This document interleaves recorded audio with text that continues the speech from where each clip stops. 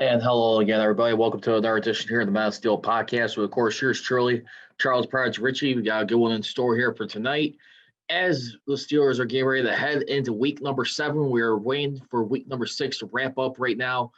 We have Monday doubleheader of action today. Earlier, Kansas City Chiefs, they beat the Buffalo Bills earlier this afternoon in Buffalo. And then right now, we got the current Dallas Cowboys hosting the Arizona Cardinals in Dallas right now.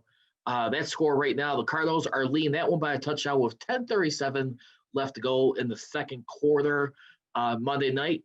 I'm looking forward to seeing what the power rankings are going to say for this team heading up the rest of the week, if you ask me. But anyway, when we look at it right now, guys want to get on the action, feel free to follow me on social media, which you can. It is on Twitter and Instagram at Prodigy Richey for the Mass Steel Podcast on Twitter.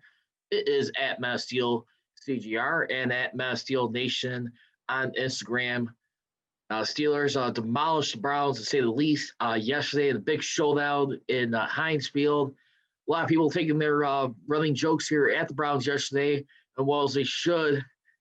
But right now, too, the Steelers and the Titans stand as the only unbeaten teams right now in the NFL as it stands for this topic as we get ready.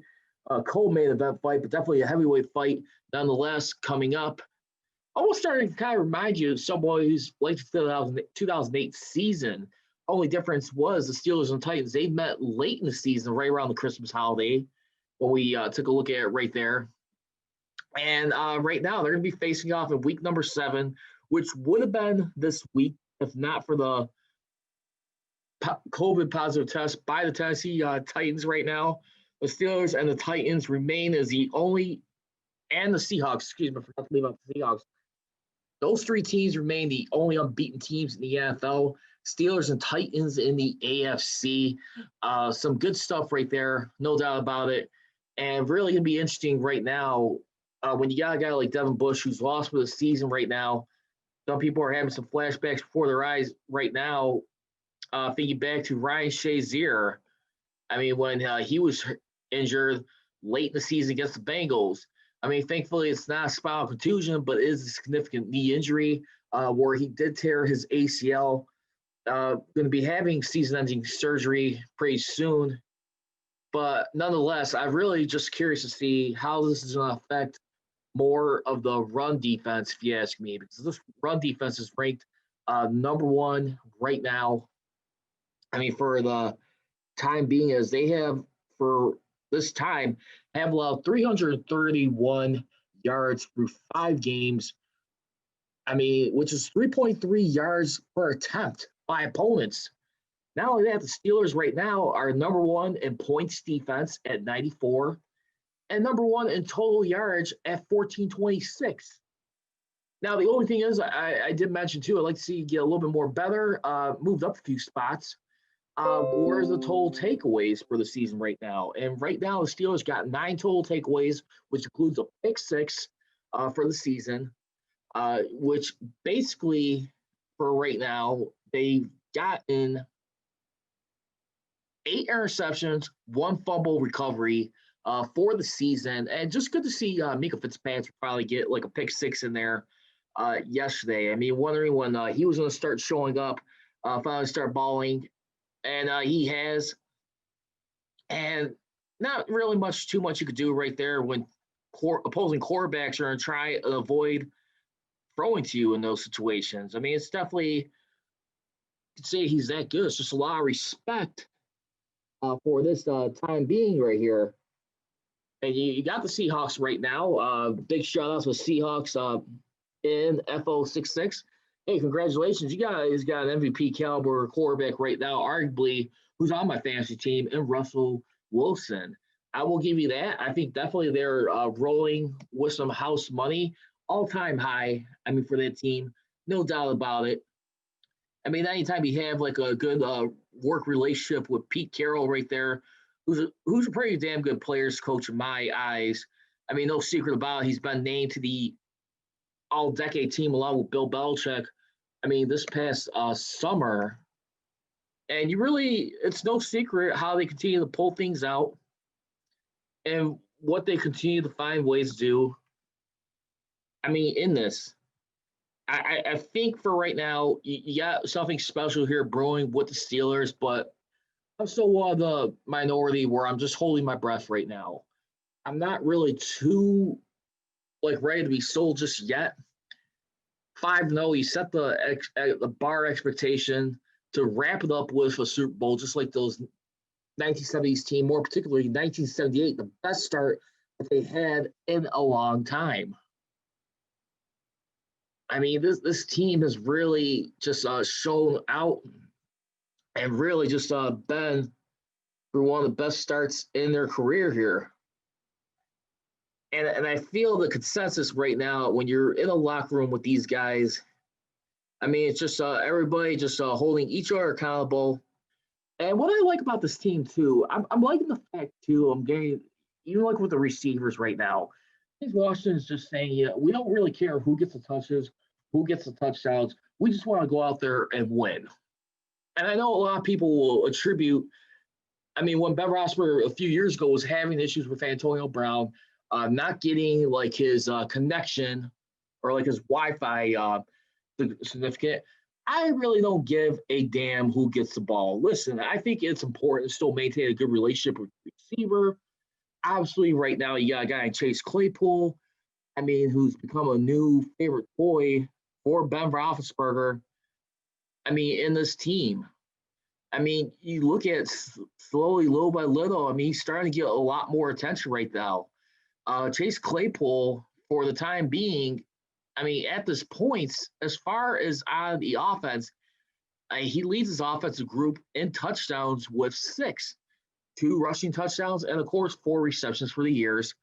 He is also for the year. Chase Claypool has got the most receiving yards with 335, followed by Juju Smith-Schuster, then James Washington, 194, 185, and then you got Eric Ebron, who's not doing bad himself, 165 yards. Deontay Johnson with 147 yards.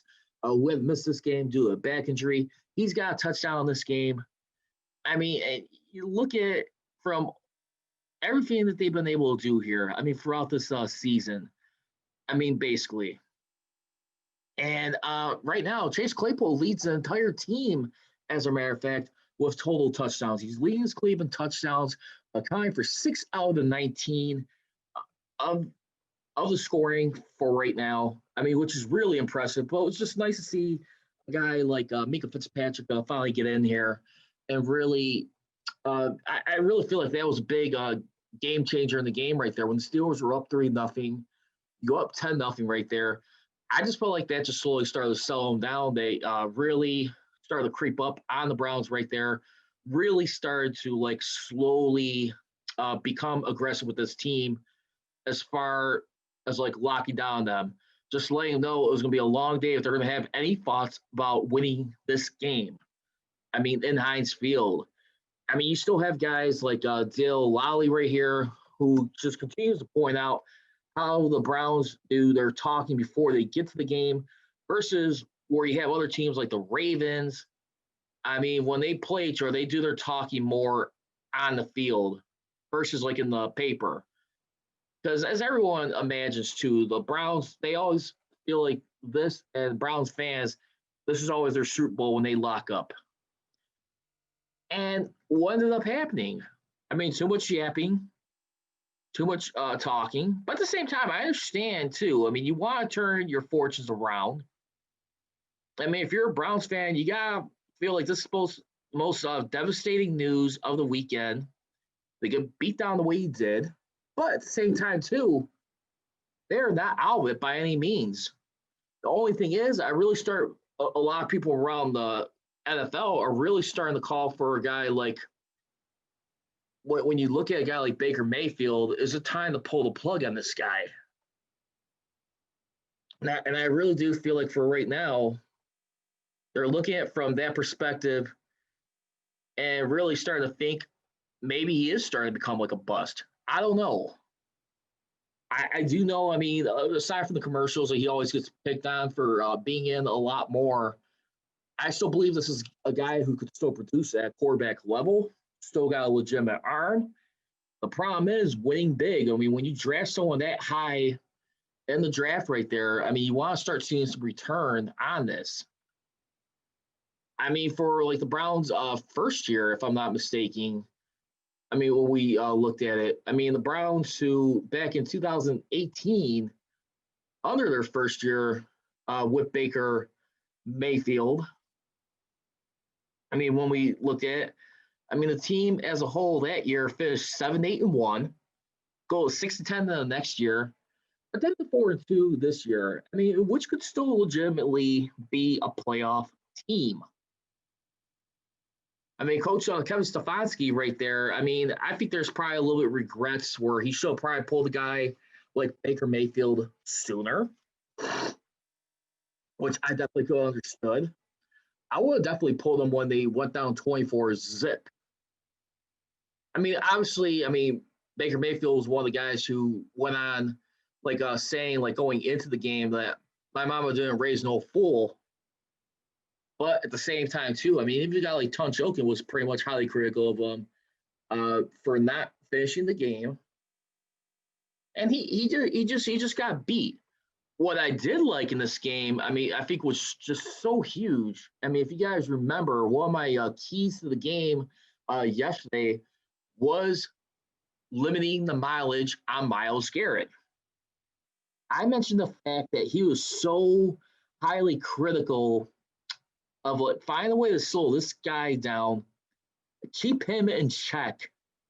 And what ended up happening in yesterday's contest with that game versus the Browns, I mean, when we look at and when we break it down here, for the Browns, I mean, Myles Garrett in this contest here, I mean, he was only held for 4 total tackles, 3 of them which were solo, 1 sack, 1 tackle for loss, and 1 quarterback hit.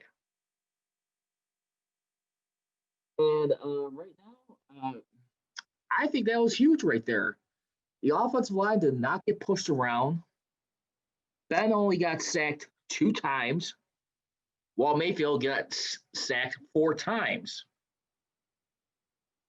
Ended up having a QB rating of 55 pretty much versus Ben Roethlisberger's 101.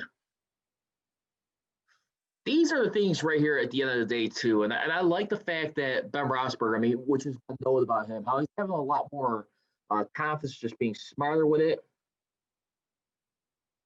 And right now, I got 8.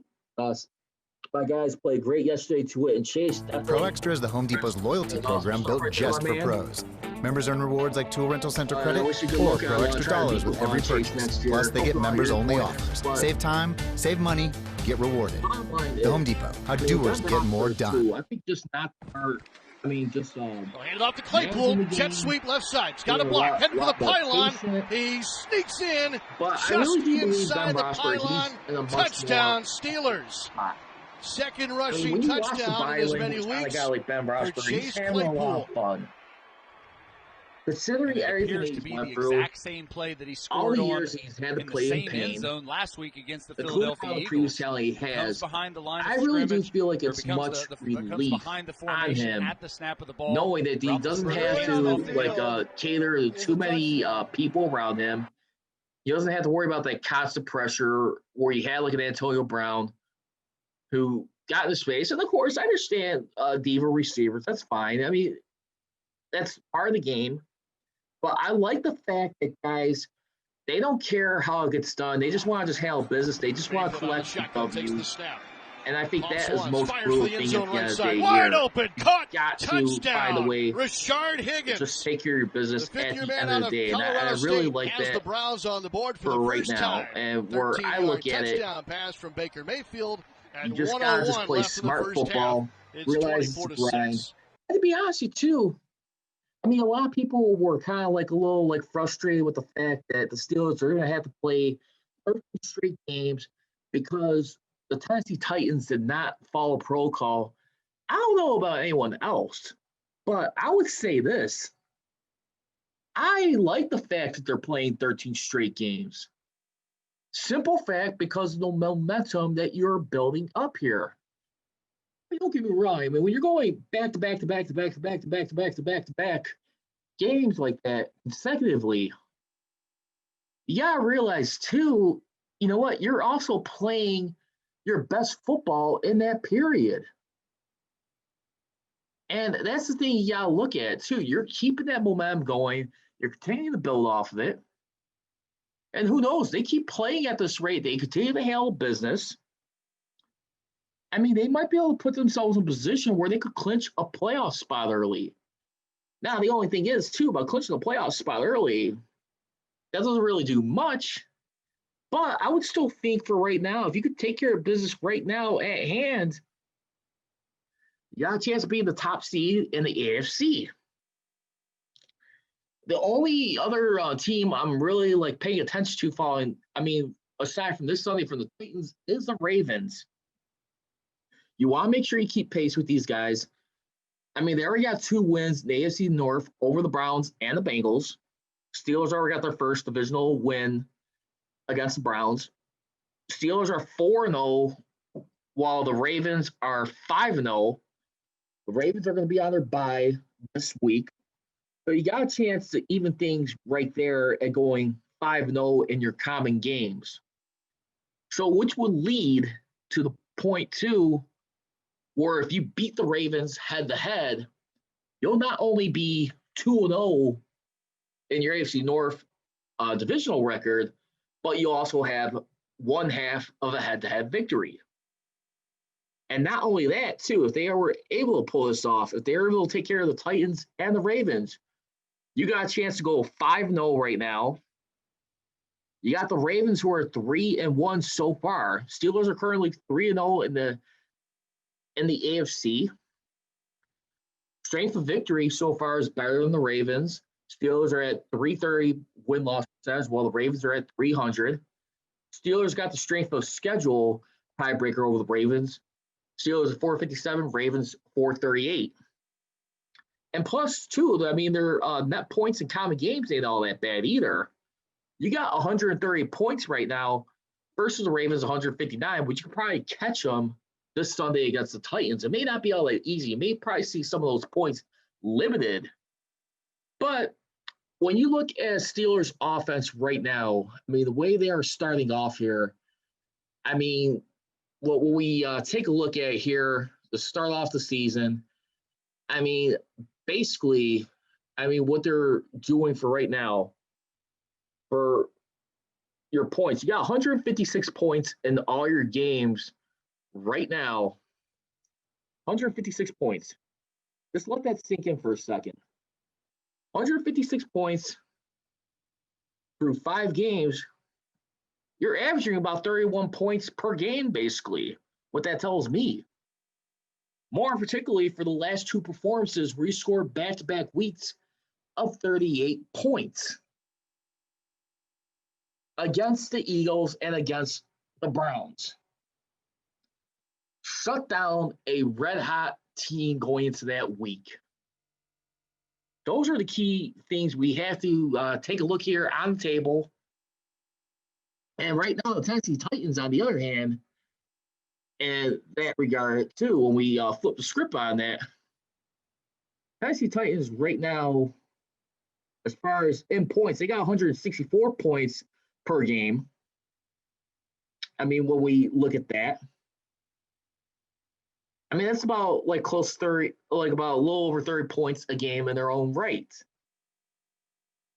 So the Pittsburgh Steelers for right now, I mean, with their offense the last couple of weeks, they are now currently 11th in points scored.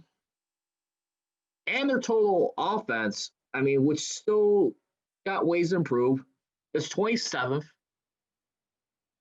But then when you also look at the passing yardage, too, right now, I mean, basically, the Steelers in that regard for this season, what they're trying to do, I mean, it's 28th. I mean, still work in progress. I mean, at the end of the day. What is really starting to impress me right now, too, is their run game.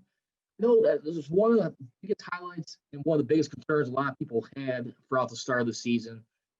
Prior to these the first 4 games, aside from yesterday, was their running game. Right now, for 5 games, they have 684 yards on the ground, average about 4.3 yards per attempt, and which is pretty good. I mean, you gotta feel good that you're finally starting to see the running game. I mean, really start to mold in the shape right here. That's why I gave James Conner the game ball yesterday, as far as on offense, from my point of view. I just look at it from a standpoint that he plays good when playing against this Browns team when you have Big Ben as your quarterback. I mean, yesterday he just proved to be one of those grinders, and it really just paid off dividends for this team. I just really start to look at it too, where, I mean, he is your big grinder, but also too, I mean, what do you really have going in here for this time? And yeah, I just really look at right now. This is where you need to like really continue to feed the need here, I guess you could say. No, I sound like a Chef Boyardee ravioli commercial there, but you get what I'm saying here. You want to continue to feed this to the hot hand here and continue to move things along here, continue to move the needle here, and continue to just take things one at a time. But you're really starting to see Mike Tomlin's best job of coaching so far, even with everything for the pandemic. And then when you also are trying to reunite everybody too, which I think is another thing too, for the racial issues. Tomlin has got this team unified more so to date, where they really have a true understanding of each other.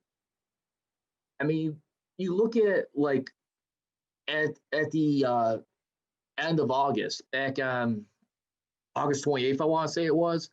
I don't think it was September, but yeah, Mike Tomlin gather up his players right there on the field at Heinz Field, holding hands together, and just basically, I mean, addressing things, how everything is as a nation.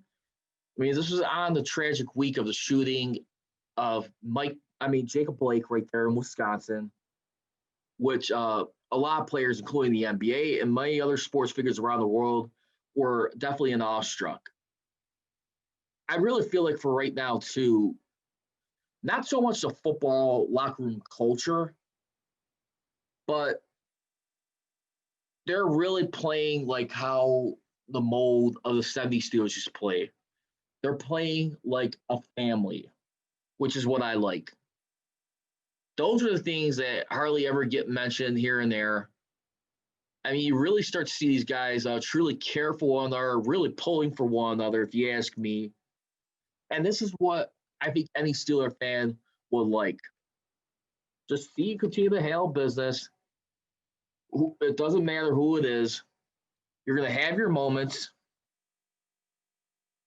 And then you're just going to find a way to just get the W, put yourself in better positioning, make yourself a continuing championship football team if you can, at all costs.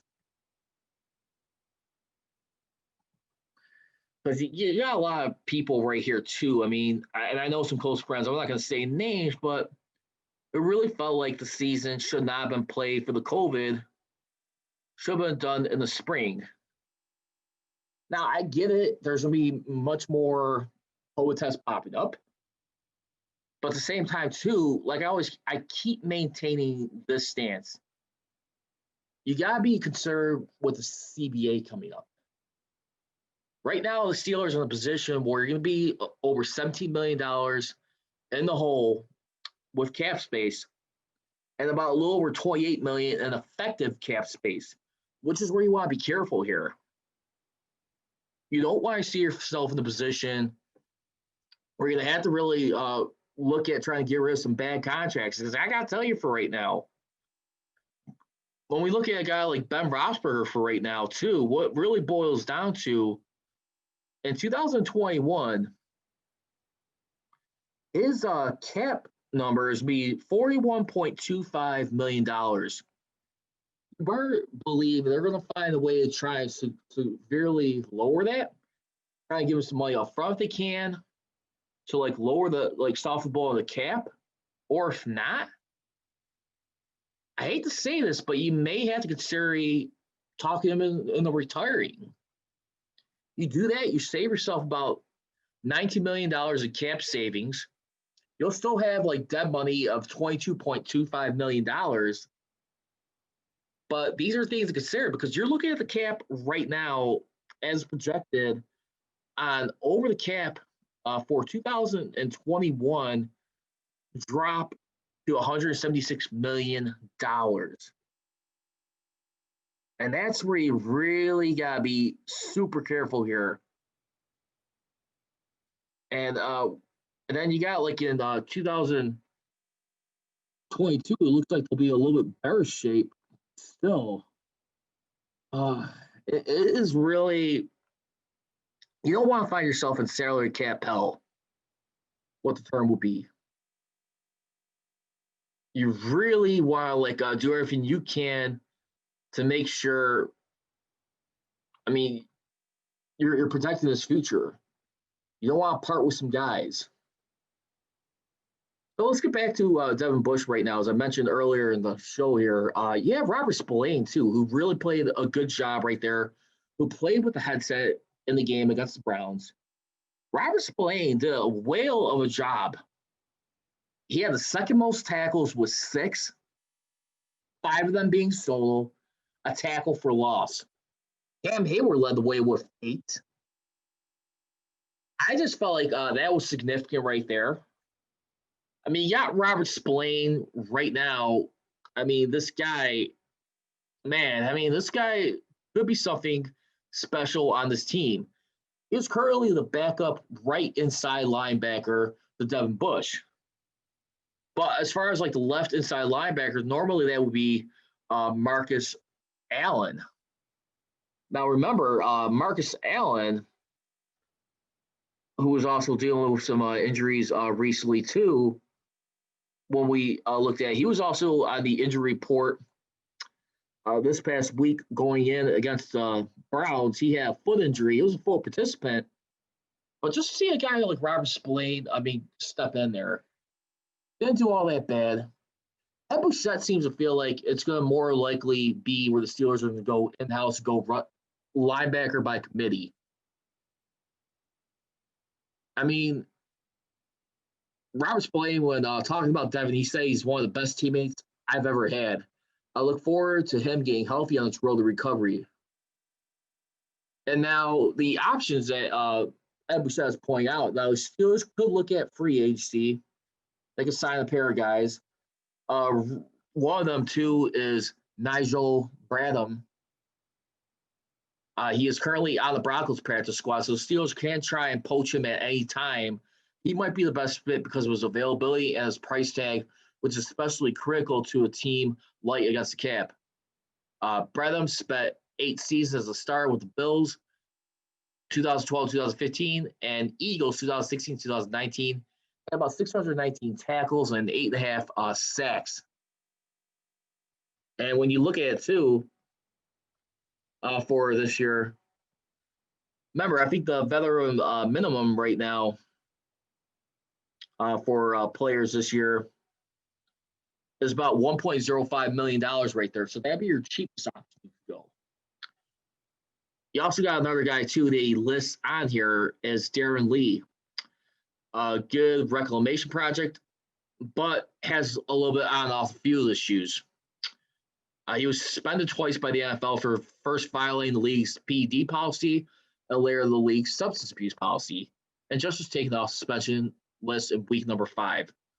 Then you also have Alec Ogletree as the last free agent option he's throwing out there, who spent time with the Rams, Giants, and Jets, just released by the Jets last week, who's a real hot mess right now, 0-6. The Giants get on the board yesterday against the Washington football team, so the Jets are the winless New York football team for right now in the AFC. Ogletree, as a matter of fact, he forced Bear and the former Steeler to make the move from safety to linebacker while with the Rams due an injury. So see if something can happen like that. Now, the other thing is, too, trade. I'm not sure because the thing is, too, I mean, like, what are we going to be looking at for value? I'm not sure if the Steelers are going to once again want to mortgage their future. I mean, it's one thing when you have Mika Fitzpatrick. I mean, your number 10 overall draft pick. But it's another thing, too, when you have a guy who accounts for a majority of your victories like Big Ben Roethlisberger. That's an exception to the rule. And simple for the fact, too, like Bill Cowher, who loved the trade that they did. It was just right place, right time. I mean, you got Mika Fitzpatrick was an exception to the rule because he was only in his second year at that time, about 22 years old, I think it was.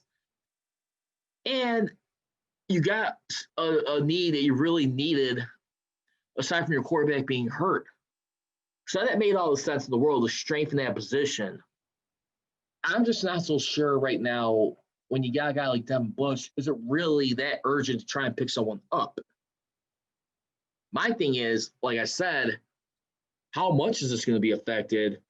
Are we going to have Steelers go into desperation mode at the trade deadline for right now? I mean, when we take a look at, which we got the trade deadline, which is on November 3rd, which I believe is at 4 o'clock Eastern time, is when teams got to make the trades. So we'll find out right now. And we'll see how that works out. Because I'm telling you, it is really some interesting scenarios going on right now here.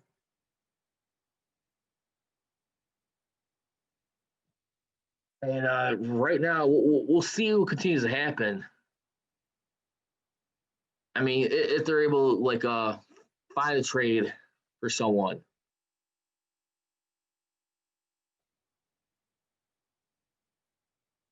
And if you guys want to follow me on social media, you can follow me on Twitter and Instagram at Prodigy Richey. The Men of Steel podcast on Twitter is at Men of Steel CGR, and at Instagram at Men of Steel Nation.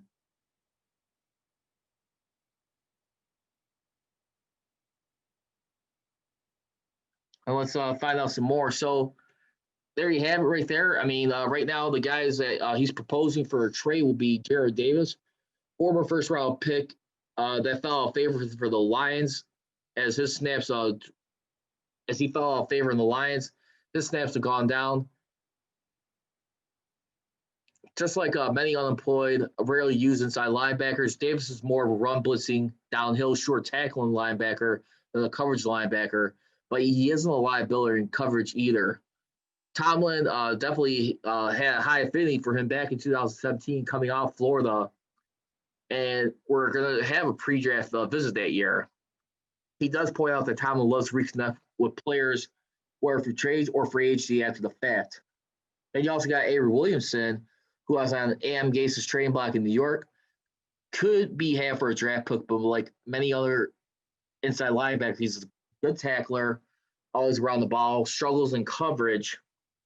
He's in the final year of a 3-year, $22.5 million deal signed in 2018. If he were to come to the Steelers, it would cost the Steelers a prorated portion of Williamson's contract of his base salary, $2.75 million, as well as mid-late round draft pick. Now, that one I could probably get away with. We could see. But anyway, fair or foul right now, the only one I got. Steelers will try and deal for someone, trade or free agency. I'll say fair at this point. I think if they do pick someone up, this will be for free agency. And I'm going to probably go with Nigel Bradham. That'd probably be the guy from the Broncos practice squad. So for $1.02 million, I think that's a worthy risk right there. So that's going to do it for this edition here of the Men of Steel podcast. So I say thank you for tuning in as always. Remember, a new time slot going forward for right now until I provide you guys with an update. Tune in at 8 p.m. Central Standard Time. I may push it just a tad later, maybe at 8:30. That's another time slot I'm considering soon. I got some other issues I'm dealing with right now, but other than that, I just want to keep everybody posted. Just thanks for allowing me to come on your streams and be able to tune in. And as always, leave you. Don't be trolling, be rolling. Here we go, Steelers. Here we go. I gone.